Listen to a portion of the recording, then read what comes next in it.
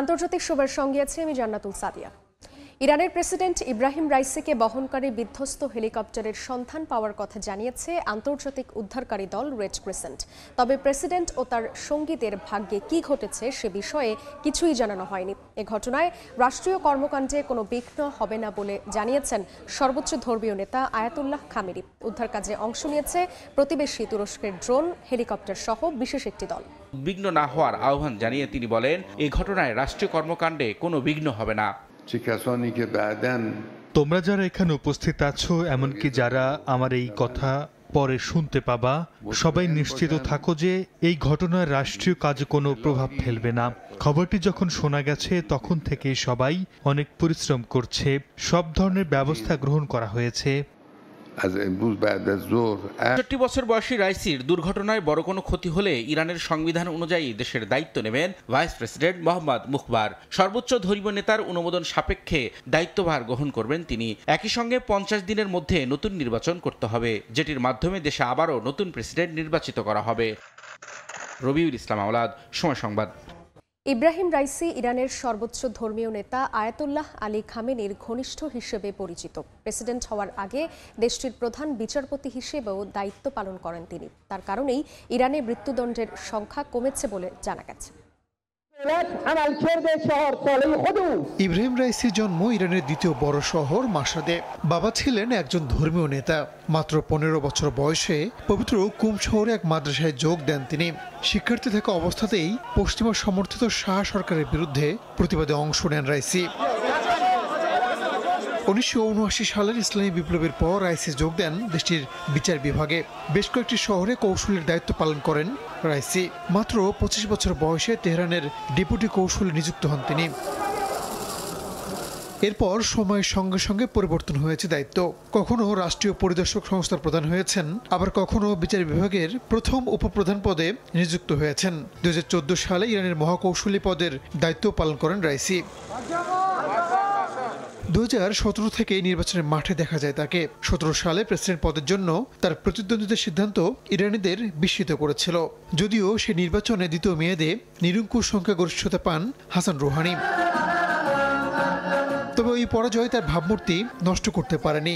২০১৯ সালে সর্বোচ্চ ধর্মীয় নেতা আয়াতুল্লাহ খামেনি তাকে দেশটির বিচার বিভাগের প্রধান বিচারপতি পদে নিয়োগ করেন। বিচার বিভাগের প্রধান হিসেবে রাইসি কিছু সংস্কার সাধন করেছেন, যার ফলে ইরানে মৃত্যুদণ্ডের সংখ্যা কমেছে।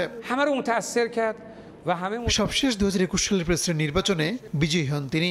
সর্বোচ্চ নেতা আয়াতুল্লাহ আলী খামেনির ঘনিষ্ঠ হিসেবে পরিচিত কট্টরপন্থী এই ধর্মীয় নেতা। রাহানুল রানা, সময় সংবাদ।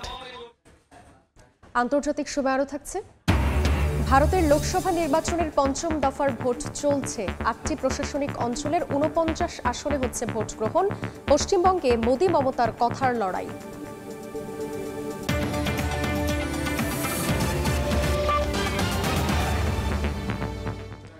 এবার ট্রাম্পকে বিকৃত মস্তিষ্কের মানুষ বললেন মার্কিন প্রেসিডেন্ট বাইডেন।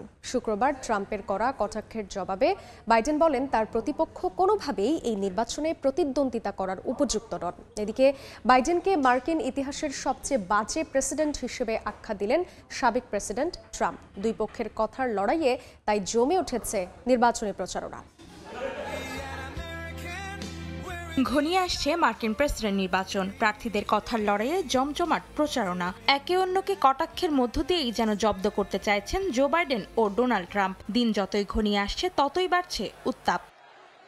এবার ট্রাম্পকে বিকৃত মস্তিষ্কের মানুষ বললেন মার্কিন প্রেসিডেন্ট বাইডেন। শনিবার জর্জিয়ার অঙ্গরাজ্যে নির্বাচনী প্রচারে গিয়ে ট্রাম্পের কটাক্ষের জবাবে তিনি বলেন, গণতন্ত্র ঠিক পথেই আছে, কিন্তু তার প্রতিপক্ষ কোনোভাবেই এই নির্বাচনে প্রতিদ্বন্দ্বিতা করার উপযুক্ত নন। এছাড়াও সাবেক এই প্রেসিডেন্ট ২০২০ সালের নির্বাচনে হেরে যাওয়ার কষ্টে আচ্ছন্ন রয়েছেন এমন নয়, বরং আসন্ন নির্বাচনেও পরাজয়ের ভয় রয়েছেন বলেও মন্তব্য করেন বাইডেন।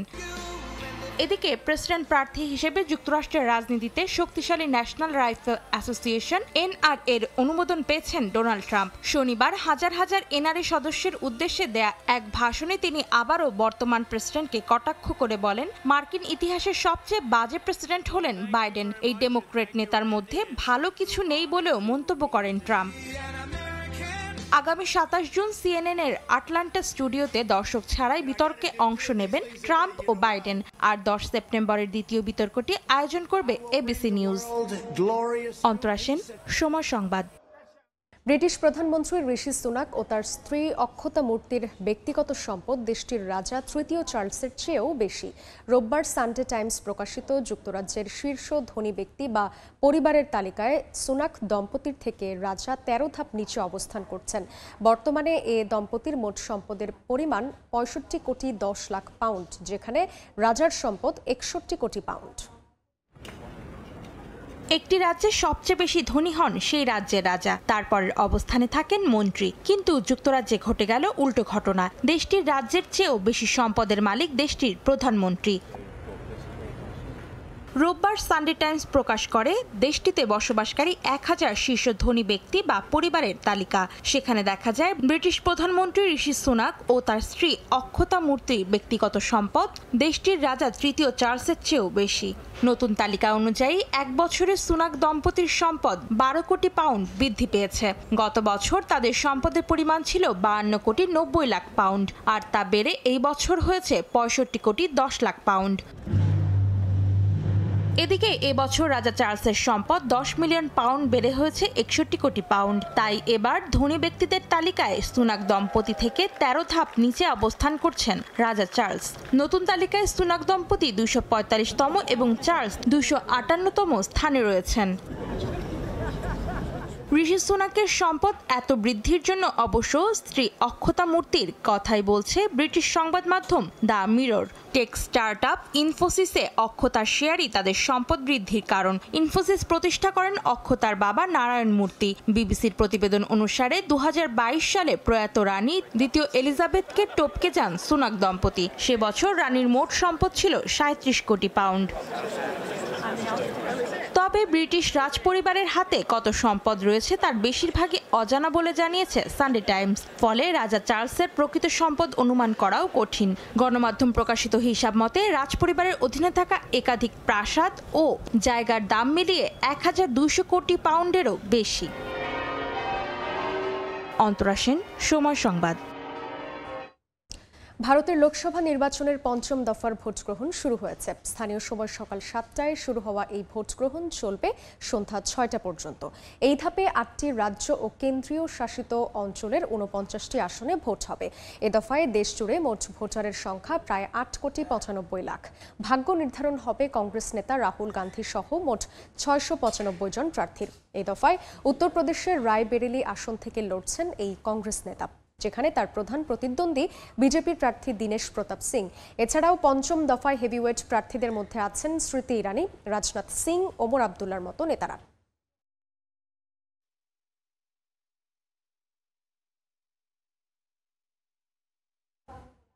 লোকসভার সবশেষ খবর জানাতে এই মুহূর্তে পশ্চিমবঙ্গের ব্যারাকপুরে আছেন সহকর্মী সুব্রত আচার্য।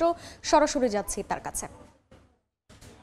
কেন্দ্র এবং রাজ্য শাসিত 8টি প্রশাসনিক অঞ্চলে কিন্তু এখন সকাল 7টা থেকে ভোট শুরু হয়েছে। আপনি জানেন যে আজকে ভোট হবে মোট 49টি সংসদীয় আসন এবং আজকের ভোটের মূল ফোকাস, মূল ক্যামেরা কিন্তু অবশ্যই রায়বেরেলি, অন্যদিকে আমেথি উত্তরপ্রদেশের। আপনি জানেন যে রায়বেরেলি থেকে প্রতিদ্বন্দ্বিতা করছেন রাহুল গান্ধী এবং আমেথি থেকে প্রতিদ্বন্দ্বিতা করছেন স্মৃতি ইরানি। এই দুইজন ছাড়াও কিন্তু উত্তরপ্রদেশের লখনৌ থেকেও প্রতিদ্বন্দ্বিতা করছেন দেশের কেন্দ্রীয় প্রতিরক্ষা মন্ত্রী রাজনাথ সিং। এই মুহূর্তে আমি যেখানটা রয়েছি উত্তর 24 পরগনার ব্যারাকপুর লোকসভা সংসদীয় আসনে। এই নানা কারণে এই আসনটিও কিন্তু আলোচনায় এসেছে। আপনি জানেন যে এই কেন্দ্রের যিনি বিজেপি প্রার্থী, তিনি গত লোকসভা নির্বাচনে তিনি বিজেপি থেকে জয় পাওয়ার পরও কিন্তু তৃণমূল কংগ্রেসে জয়েন করেছিলেন, কিন্তু নির্বাচনের আগে মনোনয়ন অর্থাৎ নির্বাচনী নির্ঘণ্ট প্রকাশ করার আগে তিনি আবার তৃণমূল ত্যাগ করে আবার বিজেপিতে যোগ দেন। একই সঙ্গে আপনাকে জানিয়ে রাখি যে আজকে কিন্তু পশ্চিমবঙ্গের ব্যারাকপুর সংসদীয় আসন ছাড়া আরো 6টি আসনে লোকসভা আসনে ভোট হচ্ছে। তার মধ্যে বনগাঁ অন্যতম। আপনি জানেন যে বনগাঁতেও কিন্তু কেন্দ্রীয় জাহাজ প্রতিমন্ত্রী শান্তনু ঠাকুর এবং মতুয়া সম্প্রদায়ের প্রতিনিধি বাংলাদেশের সীমান্ত ঘেঁষা সেই বনগাঁও কিন্তু ভোট হচ্ছে। এখনো পর্যন্ত ভোটের উপর ভোট শান্তিপূর্ণভাবে এগোচ্ছে। কোথাও দু একটি বিচ্ছিন্ন ঘটনা ছাড়া কিন্তু কোনো অপ্রীতিকর ঘটনা কিংবা মারামারি যেটি সাধারণ অর্থে পশ্চিমবঙ্গের ভোট কেন্দ্রগুলোতে দেখা যায় এখনো পর্যন্ত সেটি হয়নি। এছাড়া ভোটের স্থানীয় মিডিয়াদের নজর থাকবে কিন্তু হুগলির দিকে। আপনি জানেন যে হুগলিতে 2 অভিনেত্রী প্রার্থী রচনা বন্দ্যোপাধ্যায় এবং লকেট চট্টোপাধ্যায়, এই 2 অভিনেত্রীর কিন্তু সম্মুখ সমরের লড়াইটাও কিন্তু আজকে রাজ্যের যে ভোটার এই বিশেষ করে যারা ভোটের খবর রাখেন তাদের কাছে কিন্তু অত্যন্ত গুরুত্বপূর্ণ বলে মনে হচ্ছে। আপনি জানেন যে সার্বিকভাবে আজকের এই ভোটের মধ্য দিয়ে কিন্তু ভারতের যে 7 দফার যে লোকসভা নির্বাচনে যে 7 দফার ভোটের 5ম দফার মধ্য দিয়ে কিন্তু অনেক বড় একটি সংখ্যায় বা সংসদীয় আসনে ভোট সম্পূর্ণ হয়ে যাবে। আজকে ভোট দিচ্ছেন, আজকে যে সকাল 7টা থেকে ভোট হয়েছে, আজকে ভোট দিচ্ছেন প্রায় কিন্তু 9 কোটি ভোটার। আর আজকে এই 9 কোটি ভোটার সব মিলিয়ে 695 জন প্রার্থীর ভাগ্য নির্ধারণ করবেন। আমি আগেই বলেছি যে আজকের প্রধান নজর, মূল মিডিয়া ফোকাস থাকবে উত্তরপ্রদেশের রায়বেরেলির দিকে। সেই আপনি জানেন যে রাহুল গান্ধী এর আগে 19 এপ্রিল কেরালার ওয়ানরাতেও তিনি প্রতিদ্বন্দ্বিতা করেছিলেন এবং তারপর তিনি আরেকটি আসনে প্রতিদ্বন্দ্বিতা করছেন, তার মায়ের আসন রায়বেরেলি। সেই আসন থেকে কিন্তু আজকে তার ভাগ্য নির্ধারণ করা হবে। যেটা শুরুতে বলছিলাম যে আজকের নির্বাচনের মধ্য দিয়ে কিন্তু ভারতের যে 7 দফার ভোট, সেই 7 দফার ভোটের 5 দফার মধ্য দিয়ে আজকে কিন্তু একটা বড় অংশের ভোটাররা তারা কিন্তু ইতিমধ্যে ভোট দান করে ফেলেছেন। তো সব মিলিয়ে এখনো পর্যন্ত মোটের উপর শান্তিপূর্ণভাবে হচ্ছে। আপনি জানেন যে প্রথম যে 4 দফায় ভোটে গড় ভোট পড়েছিল 66.0 আশেপাশে। তবে আজকের যে আবহাওয়া, সেই আবহাওয়া অনুকূলে থাকায় ভোটের শতাংশ বেশি পড়বে বলে প্রথম থেকেই মনে করছে নির্বাচন সংশ্লিষ্ট যারা আছেন তারা। তো এই ছিল আমার কাছে ভারতের 18তম লোকসভা নির্বাচনের 5ম দফার ভোট পর্বের আমার কাছে থাকা প্রথম 2.5 ঘন্টার ভোট সংক্রান্ত সবশেষ তথ্য। দেখছেন আন্তর্জাতিক সময়। ইতালি প্রবাসী 50,000-এরও বেশি অবৈধ অভিবাসীর বৈধতা নিয়ে শঙ্কা দেখা দিয়েছে। ইউরোপিয়ান ইউনিয়নের পাশাপাশি ইতালিও অবৈধদের আশ্রয় না দেওয়ার সিদ্ধান্ত নিয়ে আইন পাশ করায় স্বদেশে ফিরে আসতে হতে পারে অভিবাসীদের। উদ্বেগ জানিয়ে বাংলাদেশ সরকারের হস্তক্ষেপ কামনা করেছেন প্রবাসীরা। ইতালি থেকে হাসান মাহমুদের রিপোর্ট। ইতালি সরকার ও ইউরোপীয় ইউনিয়নের নতুন আইন অনুমোদনের পর দেশটিতে থাকা অবৈধ অভিবাসীদের বৈধতা পাওয়ার পথ অনেকটাই বন্ধ হয়ে গেছে। ইমিগ্রেশন বিশেষজ্ঞরা বলছেন এই আইন যেন আগুনে ঘি ঢেলে দেওয়ার মতো কাজ করছে। অবৈধদের করোনাকালে বৈধ করে নেবার পর এখন পর্যন্ত শুধুমাত্র সাগরপথেই 42,965 জন বাংলাদেশি ইতালিতে এসেছেন। দেশটির স্বরাষ্ট্র মন্ত্রণালয় সূত্রে জানা গেছে বর্তমানে ইতালিতে 50,000-এরও বেশি বাংলাদেশি অবৈধভাবে বসবাস করছে।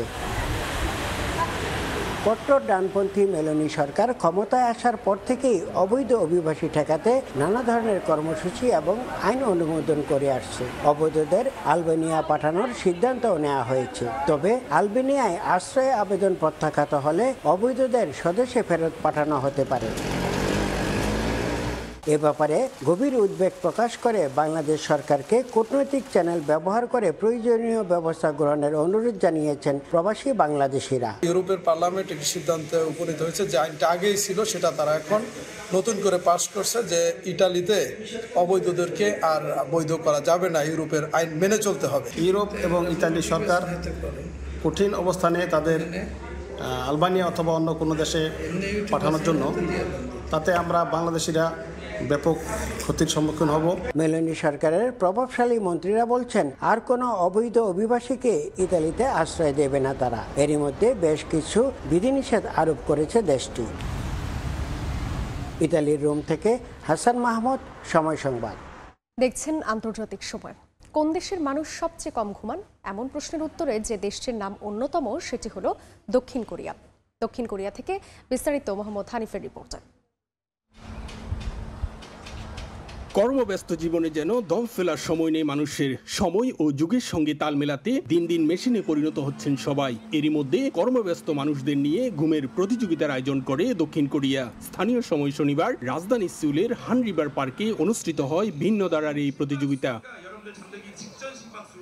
দেশটিতে কর্মমুখী মানুষদের বিশ্রাম নেওয়ার অভ্যাস অনেকটাই কম। শারীরিক ও মানসিকভাবে সুস্থ থাকতে ঘুমের প্রয়োজনীয়তা বোঝাতে এই ব্যতিক্রমী আয়োজন বলে জানান আয়োজকরা। তবে শান্তিতে ঘুমোতে দেওয়া হয়নি প্রতিযোগীদের। সুরসুরি ফিসফিসের শব্দ সহ ছিল নানা প্রতিবন্ধকতা। তবে কার ঘুম কত ভালো হয়েছে তা নির্ধারণ করা হয়েছে হার্ট রেটের পার্থক্য পরিমাপের মাধ্যমে। সাধারণত আমরা সপ্তাহ জুড়ে রাত জেগে কাজ করি, এ কারণে আমরা ঠিকমতো ঘুমোতে পারি না। তাই আমরা শুধু বন্ধের দিন ঘুমাতে পারি। এরপর আমরা শুনতে পাই একটা প্রতিযোগিতা হচ্ছে যেখানে আমরা বাইরে এসে ঘুমাতে পারবো। সবথেকে কম সময় ঘুমের জন্য অন্যান্য সব দেশের মধ্যে দক্ষিণ কোরিয়া অন্যতম। আমরা আশা করছি এই আয়োজনের মাধ্যমে মানুষ ঘুম ও বিশ্রামের প্রতি যত্নশীল হবে এবং এর গুরুত্ব বুঝতে পারবে। এদিকে সপ্তাহ জুড়ে অনেক কাজ করে ক্লান্ত হলেও শান্তিতে ঘুমানো কঠিন বলে মনে করছেন প্রতিযোগীরা। তাই এই প্রতিযোগিতায় ঘুমাতে পারবে শুনে বিভিন্ন স্থান থেকে ছুটে আসেন তারা। ঘুমের এই আয়োজনে অংশ নেন প্রায় 100 জন। তাদেরকে ঘুমোতে হয় 1.5 ঘন্টা করে। কার ঘুম কত ভালো তা নির্ধারণ করে তুলে দেওয়া হয় পুরস্কার। পরিসংখ্যান অনুসারে রাতে সবচেয়ে কম ঘুমায় দক্ষিণ কোরিয়া ও জাপানের বাসিন্দারা। দক্ষিণ কোরিয়া থেকে মোহাম্মদ হানিফ, সময় সংবাদ। দেখছেন আন্তর্জাতিক সময়। পাহাড়ের বুকে এঁকে বেঁকে চলা নদীর নাম হুনজা। ভ্রমণ পিপাসুদের কাছে এটি স্বর্গ উদ্যান নামে পরিচিত। চীন ও পাকিস্তানের সীমান্তবর্তী শহর বালুতিস্তানের হুনজা ভ্যালি ঘুরে আরিফুর রহমানের রিপোর্ট। আপনি যখন ভ্রমণ পিপাসু হবেন তখন আপনি খুঁজবেন পৃথিবীর কোথায় কি পাওয়া যায়, পৃথিবীর কোথায় কোন সৌন্দর্য দেখা যায়। আমি ঘুরতে ঘুরতে এখন এসে উপস্থিত হয়েছি পাকিস্তানের সীমান্তবর্তী শহর হুনজাতে।